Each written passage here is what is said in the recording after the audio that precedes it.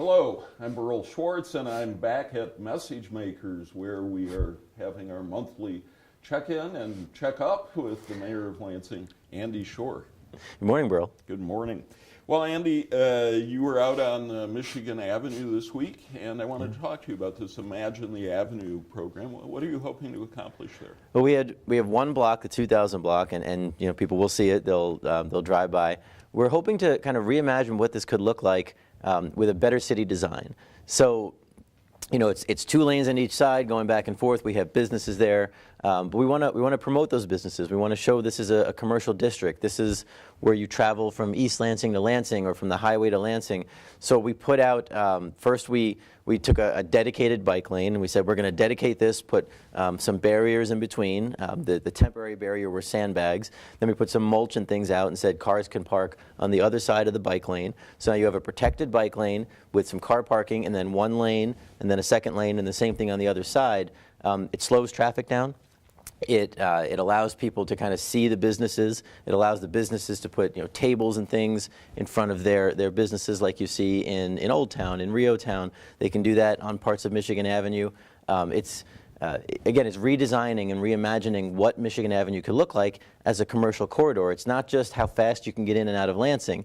It's what are the shops, what are the businesses. We stood there and watched as people slowed down and looked left and right and saw the businesses. We saw bicyclists coming through the bike lanes. We saw a woman walking her dogs in the bike lane.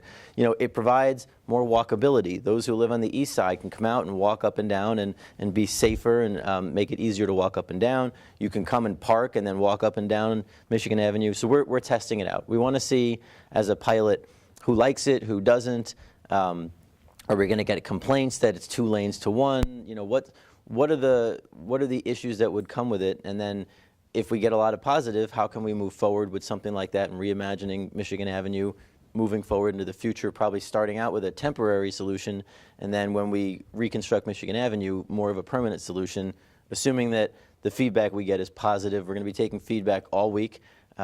Throughout the week, and then we'll have different events and things, and we'll ask people to fill out surveys, and you can go online. So we're trying to take as much comment as we can to see if the people like what we're doing or not.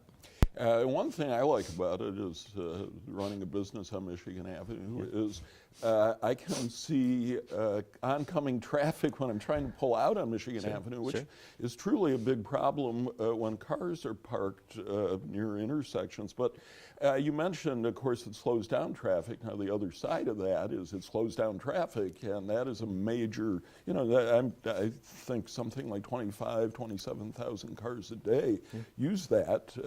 What are you going to do with all that traffic? Well, we still expect traffic. We just think that they'll go slower, and we think that they will stop and pick up a cup of coffee at Strange Matter or go to one of the restaurants. If somebody wants to move fast getting in and out of Lansing, there are plenty of corridors. You can take 496 across. You can take Saginaw and Oakland, which are both one-way streets. Michigan Avenue is an entry and exit, but it's a commercial corridor. So we want to make sure that again, it's slowed down. I hadn't even thought of that. The protection of the business owners coming out onto the avenue. I hadn't thought of that. But it needs to be a walkable, dense corridor. When you're in our other commercial corridors, you think about going slow and parking and stopping and getting a bite to eat or grabbing that thing that you forgot in the store when you say, oh, there's a store and I forgot that I have to stop and get a gift for my friend or whatever. So it reinvigorates a commercial corridor, which is what Michigan Avenue is on most of the avenue. There are parts where it's not, and there are parts where it is, and we like to see kind of a mixed-use commercial corridor. So we're just imagining what it could look like. And again, maybe people will like it, and maybe they will hate it. So we did a pilot in one block to see what people think. We'll take the comment, and then we'll move forward, according to comment and according to what we think is the best design for the city. Turning to the city market, back in April, you said all options were on the table. And then in July, early July, you announced that you would like the city council to put on the ballot a vote on, for the public to vote on whether to give the city permission to sell the building as one of the options. And then you withdrew that proposal, and what changed? We took feedback and took comment from the public. All options need to be on the table. I still agree with that and believe that. but there are better options than others. And this is one thing we heard repeatedly is this is a prime piece of land right on the river that that the city controls right now, and we want to make sure that it's reactivated in the right way. We want to make sure it's reactivated, it's sustainable moving forward, that it can be financially, that the city doesn't have to put a lot of money in, that this can be something that's financially stable. So I heard a lot of comment and things, and I listen to comment, but I make the best decisions for the city. But what I decided was that I would rather the city maintain control of that space. That's my preference. So if we can, we will move forward and lease the building to someone to use for a restaurant, an entertainment center, all of the different ideas, a market, all the different ideas that are put out there. We will decide what we think the best use is based on the proposals we receive, and then we'll lease it out for a number of years. And if that fails, then we retain control, as opposed to a sale where if it fails, it's harder to retain control. So we'll first try and lease it out or have someone else manage that space to reactivate it. If that doesn't work, then next year we'll have to look at other options like sale or whatever we can do, because I don't really want that closed for any number for any long time, any number of months. So I put out there all options are on the table, and I meant it, but let's see if we can do it with the city maintaining control first and leasing it out, and then I think that's the preference. And if that doesn't work, we'll adjust. Did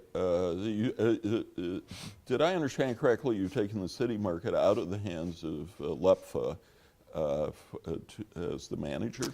We don't envision the city running the property, and LEPFA runs city properties. So we will, again, if we lease it out to someone or if we give it to someone else to manage and bring in subletters, then we'll let someone else do it. LEPFA manages the ballpark and the Lansing Center, golf course. These are city-activated, city-run properties. We're not envisioning the market being run by the city. We're envisioning leasing it out or giving it to someone else to manage and bring in, because we're not going to be subsidizing it. So and who will decide whom to lease it out to? We will. The city will. Myself, my staff, we will evaluate proposals that we receive to see which ones will reactivate it with all the walkable traffic coming in. What's the right thing for people who are walking along the river trail? What's the right thing to make sure that it's sustainable, so that it's not it's not going to have one business the city is subsidizing moving forward, which is not a model that works. Make sure that it's financially stable. So we'll evaluate proposals that we receive and see what we can get in there that hits that mark, and then sign a contract or an agreement of some sort with another entity to run whatever that is. Again, at the public listening session, we heard entertainment, we heard homeless shelter, we heard market, we heard what am I forgetting? We heard restaurant, we heard marijuana dispensary or grow. We heard a whole series of different ideas. So then we said, okay, you've given us ideas. Now we need proposals. We need something to say, this is what we'd like to see. This is how it can be managed. This is how it can be paid for moving forward. So we've received a few of them. So we're going to keep moving forward and evaluate proposals as we get them. The market's not closed yet. The Waterfront Bar and Grill is still in there, along with Linda Sims' shop and Riverfront, or the Riverboat Adventures. Those are still in there. The subsidy will run out that was passed by the City Council soon. We're being sued, so we're navigating a lawsuit. So we have to get through all of that first before we can do something else with it. So we'll continue to take proposals and figure out what we think the best future use is, but we'll take it one step at a time. And you're being sued by the Waterfront Bar and Grill. Yep. The city's being sued. Correct. How much longer are you going to let them stay in there? Is the suit influencing that? It is. We gave them notice that that their contract is up, that their lease is up as of August 1st, but they went to circuit court and sued. So that actually put the legal process is we would go in and say, you're now in essence trespassing. You're on our property without a lease. So we would have to make a motion to evict. But we'd have to go to court to do that, and the courts won't likely won't they won't evict with still a legal challenge pending on whether they should be able to be there or not.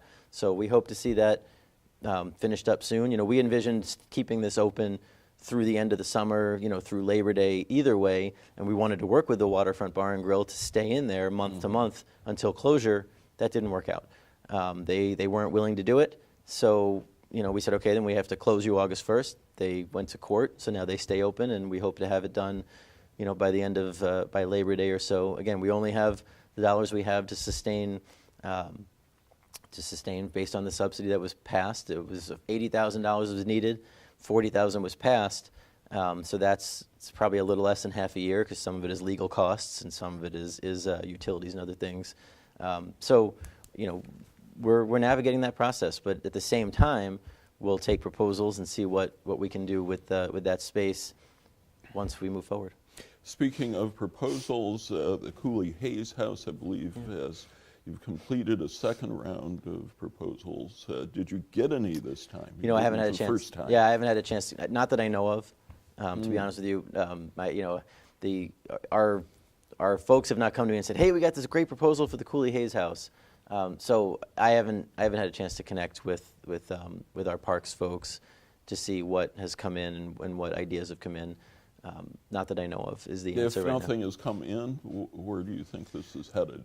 I don't know yet. You know, I'd still, you know, I would like to save the house. We'd like to sell it with all of the historical components intact. As you well know, it's expensive. So I don't know yet. We will have to see who came in. You know, we put out letters to all the historic groups and said this is a great historic property. We really want you to bid on it or to put in a proposal to take it and save it or activate your networks.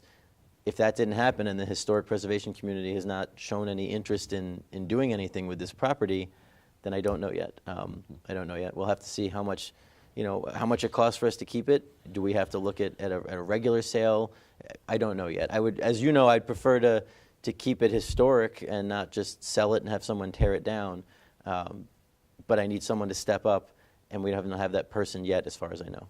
And another property just a few blocks from where we are is the Turner Dodge House, where unfortunately that tree that everyone knows is going to have to come down. Yeah, that tree is basically dead. A huge branch just fell off and took out that beautiful pagoda thing. I have pictures of it. The big, large branch came down right on top of the pagoda, and the tree it's basically dead. It's sad. And my staff came to me and said, "This is a dead tree. You know, this is going to keep falling, and it's this is in bad shape. We need to take it down." And it's a tree. It's not a person. It's a tree. But still, you know, this is part of that historic nature of the Turner Dodge House. So it's disappointing. But we put out a press release to let folks know. We didn't want to just take it down and people say, "Oh my God, you got rid of that beautiful old tree."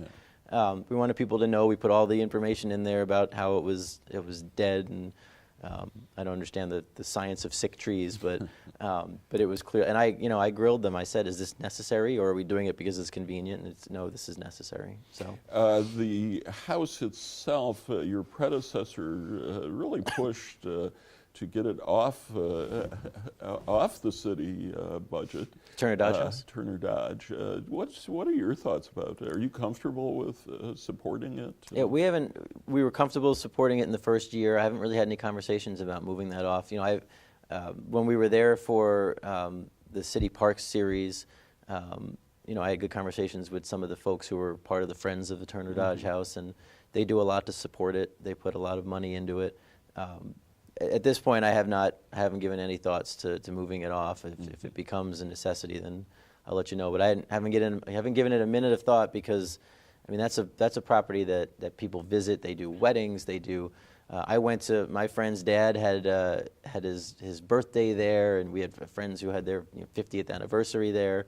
It's got challenges. The day we were there for the Riverwalk, you know, we ended out at Turner Dodge House, and it was pouring, and there's water, you know, in the house, and so it's got its challenges, but it's it's a beautiful old property that people actually they go to.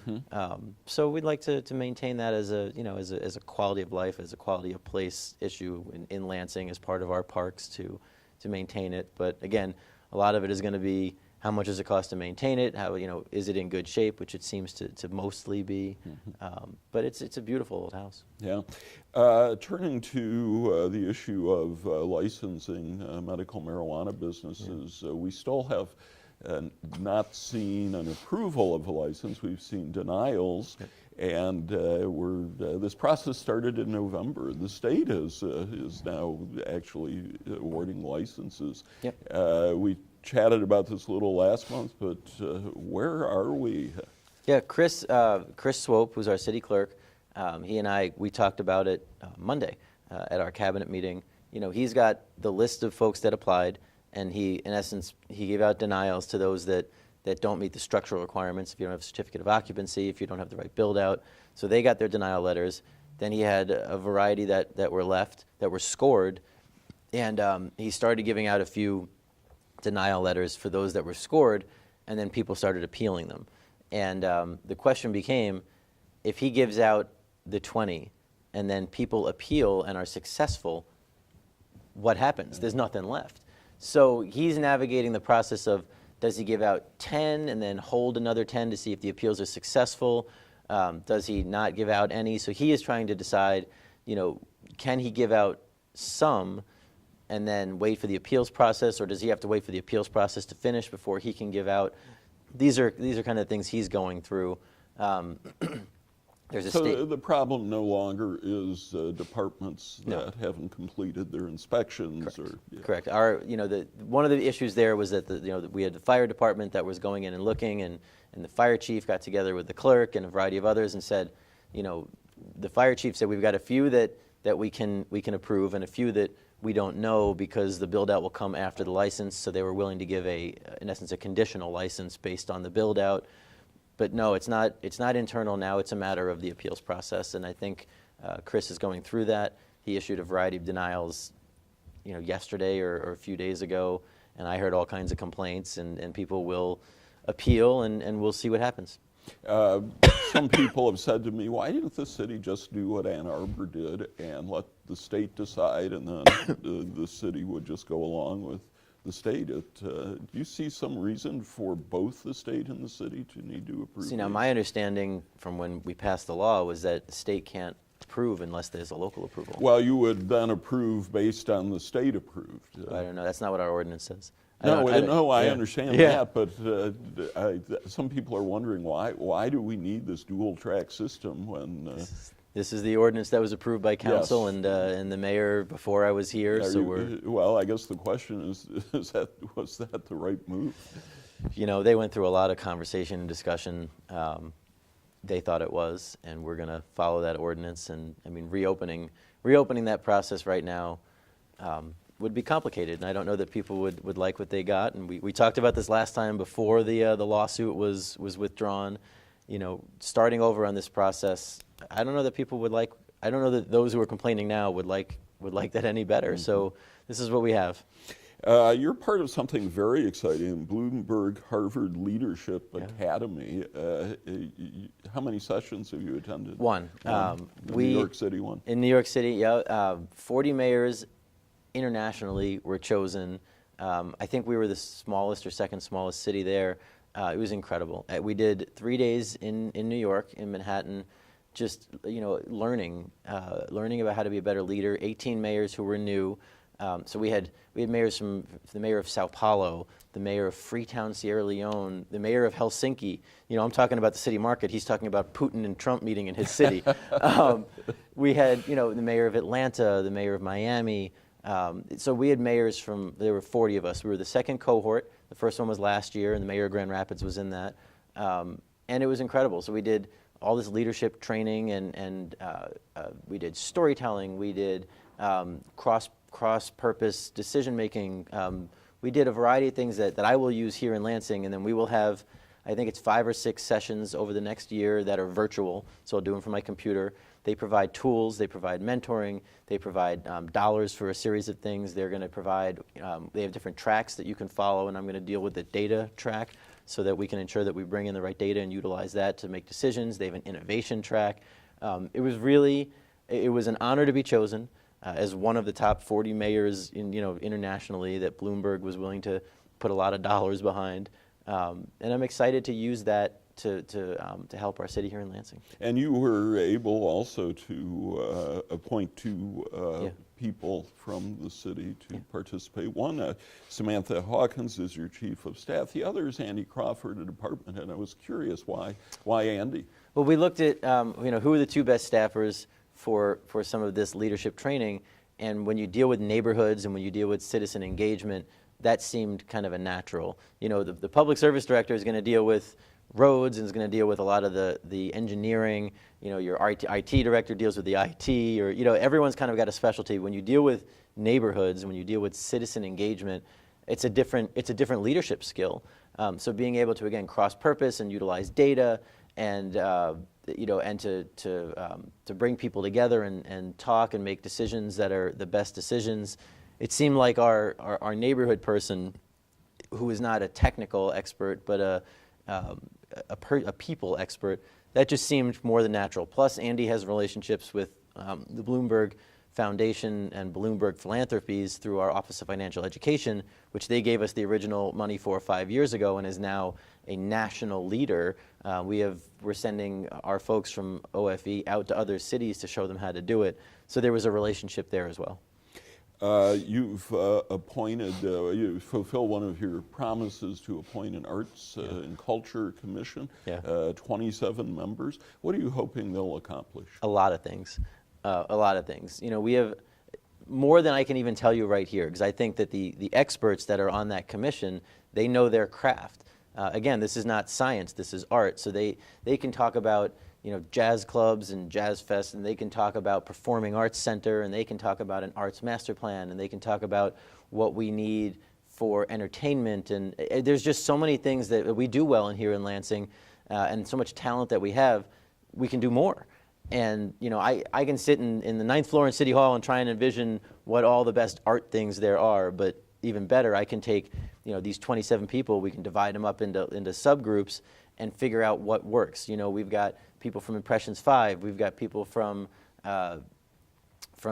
Reach, we've got people from Happen Dance. These are all different things. Again, it's more than I can even think of. And I want them all to talk about how we can do more. How can we do more art? How can we do more performance? How can we do more culture? It's important. We do it. I think we do it pretty well in Lansing, but I'm sure that we have not hit the ceiling yet. So let's put all these people together in a room, divide them out, and start putting together some planning, and then figure out how we accomplish those goals. So it's a start. You're on it, and I appreciate it. I mean, you've been involved in the arts scene for 15, 20 years. So I'm looking forward to the conversation and the plans and proposals that come out of that commission. So we'll see. Are there enough business people on it? I think so. Missy Lilgy, who's on our school board, she's also at Happen Dance. She's a business person and an artist. I think so. You are. Jack Davis. Jack Davis, certainly knows his way around money. Yes, and that's another big piece of it, right? So whatever we do, we have to have the resources to do it. So Debbie McCool at the Arts Council, Jack Davis, Lori Balmer at the Community Foundation. We have people who can help tap into those who are willing to support the arts. We have that as well. So I think so. The Lansing Housing Commission, you appointed a member. What is going on there now? Well, we had said that we were going to do inspections of all the facilities, and we are almost done. So they're in progress, and we're almost done. The Housing Commission has paid for those inspections, and that was a point of difference on whether they were going to pay for it or not. And we said, you're doing it just like everyone else. You're going to pay for it just like everyone else. When we have those reports for all the properties, we will set a fixed schedule and make sure that they're up to code. So I have spoken to members of the board individually. We will be meeting together, and they will understand my expectation, and I think that they're on board. I think that they believe that they want people who live in those Lansing Housing Commission properties to be up to code, to be inspected, and I think they're on board. So we were going to make sure that they and the director have a fixed plan set.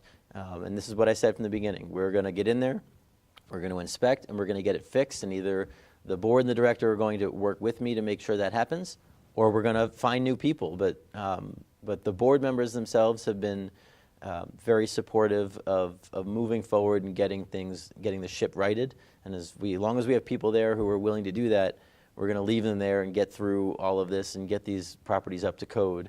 And then we'll look and see if there are any other changes that need to be made. But that's what I'm counting on, and that's where I need to get to. We need to get to people living in property that are up to code. Yesterday, changing the subject, I was showing a visitor around Lansing. I took him out Michigan Avenue, and you know, I was talking constantly about this is happening here, that's happening there. So let's go out Michigan Avenue. So we haven't heard much more about the plan for a market, a supermarket on Michigan Avenue. Is that still in the works? It is. It's in the works. I'm hoping that we can finalize something and have an announcement in the next few weeks. I'm hoping before I'm on your show again, we'll have something that we can announce. There's a lot of pieces to the puzzle. You know, the city has been ready, and you know, the folks who are working on it are working on it. But I am very hopeful that will come together soon. This, as you know, that was a priority of mine. I keep hearing from people that it's the biggest gap in the downtown Stadium District area is having a grocery store market. So I'm very hopeful that we'll be able to have an announcement soon. Before we get out of downtown, there's a movement afoot led by Councilman Spatafor to end the ban on overnight parking downtown. Where do you stand on that? Well, in essence, he wants to do it in one pilot area. And it's to support, in essence, a major housing project coming in where the Lake Trust building was. And I'm supportive of that. I mean, it's an area where there's not a lot of usage of the on-street parking overnight. And if we can put up some new housing and really reactivate that southern downtown, and we can do it using, you know, on-street overnight parking, so we don't have to build a new ramp, we don't have to put more surface lot parking in, which I really don't want. If we can use that as a tool for overnight, to allow those folks to park overnight, I'm willing to do that as a pilot to see how it works. And then if it works there, we can look and see if that makes sense elsewhere. But that's a big piece of making sure that financing can be done to build housing down by that Lake Trust area. You know, we really want to reactivate the area. When you come off the highway and you're coming into downtown, you know, you're coming off at Grand and going north, or coming south on Capitol, and you're getting to the highway. It's downtown, but if we have a big housing complex with tall buildings and not just surface parking lots, that is an important part of our growth of the city. So I'm supportive. I want to, you know, we've seen different versions of the proposal. We don't, you know, we want to make sure that the proposal matches the concept. So Councilman Spatafor has been sharing with us kind of his different versions and working through legal. I'm generally supportive. I want to see the product before, you know, I say 100%. But I think he's on the right track. Before we get back to Michigan Avenue, more on parking then in the neighborhoods downtown and adjacent to downtown. Some residents, not everyone, but some residents face parking problems because they have shared driveways with multiple cars. Yeah. Your predecessor had sort of a policy of benign neglect while in terms of dealing with overnight parking. People didn't get ticketed unless somebody really complained. Yeah. What's your approach on that? Well, we follow the ordinance, so you can't park 2 to 5 on city streets, and we follow the ordinance. So, you know, there is no we're going to let it go and not follow it. Now, that being said, there's a resourcing. You know, if we have cops that are out, you know, going after burglaries or reports of gunshots or whatever it is, then their priority is not cars parked, you know, overnight. So a lot of it goes without tickets because the cops are dealing with other things. You know, they're getting fireworks complaints. They're getting, you know, lots of different complaints. But if there is, you know, if there is a police officer that's on patrol and sees someone parked 2 to 5, they will ticket. If we hear complaints, especially within that 2 to 5 period, they will ticket. If someone calls and says there's been a car parked on my street every night the last week, someone will go out there as part of their road patrol and will ticket it. So we will ticket. If City Council has been having conversations on the 2 to 5 and what they want to do moving forward, and we're paying attention to those conversations. I heard a lot of that when I was knocking doors, and I'm very open to amending that ordinance to either allowing for some on-street with permits, or I'm open to a variety of proposals. We had alternate sides of the street proposals and things like that. I'm open to that, and I'm happy to work with council on it, but they had meetings in every ward, and we had staff at those meetings to hear from residents. And I'm open to making changes, but I think different areas of the city want different things. If you're on the south side, you don't have a shared driveway. Right. You may or may not need it. If you're on the east side or the west side, where there's a greater density, smaller lots, then you may want on-street parking. But then again, when you try and get out of your driveway, there's not enough space on the road to navigate pulling out of your driveway. So maybe you don't want on-street parking. It's complicated, but for now we follow the ordinance until it changes. But would you be open to going block by block? I'd be open to going neighborhood by neighborhood. Mm-hmm. Street by street is hard, but neighborhood by neighborhood I would be open to doing. Okay. Back to Michigan Avenue. So as we continue east, something that I haven't heard much talk about, but is going to happen is Eastern High School is going to move out of its wonderful building in Pennsylvania, just off Michigan. Sparrow owns it, but what will Sparrow do with it? Will they save the building? Is the city involved in this discussion? Marginally. I had a meeting with Dennis Swan a few months ago. The outgoing yep, CEO. Correct. A few months ago, and at the time, it was probably March or so. At the time, they really didn't know. And I asked that question, and they didn't know. I think that they are open to saving the building. Now, again, that's not committing to saving the building, but I think they're open to it. We talked about kind of the beautiful outside design and the look of that building. The inside has great problems. The inside needs a lot of TLC, mm-hmm. But it is a beautiful historic building. At the time they didn't know. We've got neighbors on the east side who have pitched lots of things, make it a healthcare school, or move your administration in there, or a whole variety of ideas. I don't think at the time when I met, I don't think they knew what they were going to do, or if they did, they weren't telling. But I don't think that they know yet, and now they're going to have a changeover in leadership. So you'll have a new leader who will get to kind of analyze the existing infrastructure. We know that they put a lot of money into the cancer center, but there's only so much expansion they're going to be able to do. They at one point were going to put a hospital or some sort in the Red Cedar footprint that we're doing, the Red Cedar Renaissance footprint, and then they decided that didn't make sense. So they did not do that. So I think that they are still navigating their infrastructure. They made changes over at St. Lawrence that many people on that west side did not like, but they said we're going to centralize that to Michigan Avenue. It's a few blocks down.